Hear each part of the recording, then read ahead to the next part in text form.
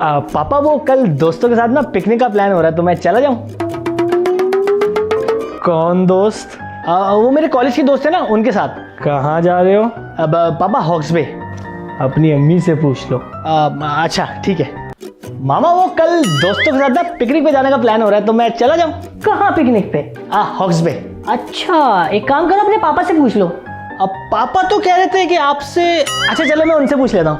पापा वो मामा कह रही है कि आपसे पूछ लूं। अरे बेटा, घर में तो उनकी हुकूमत चलती है, उन्हीं से पूछ लो। मामा वो पापा कह रहे हैं कि घर में तो आपकी हुकूमत चलती है ना, तो आपसे इजाजत ले लूं, चला जाऊं? अरे बेटा, कैसी बातें कर रहे हो? अभी मैंने इजाजत दे दी ना, तो बाद में मुझे बोलेंगे कि तुमने बिगाड़ा अपने बेटे को। ना बाबा ना, उन्हीं से पूछ लो, मैं तो कुछ नहीं बोल रही। अरे यार पापा, वो अम्मी कह रही है कि आपसे इजाजत ले लूं, वरना आप बाद में उनको बोलेंगे कि तुमने बिगाड़ा अपने बेटे को। अरे भाई, हम क्या बोलेंगे? वो हमें बोलेंगे कि तुम्हारा बेटा था, तुम्हें नजर रखनी चाहिए थी, तुमने बिगाड़ा है। ना बाबा ना, उन्हीं से पूछ लो। क्या चक्कर है ये, मैं जा ही नहीं रहा।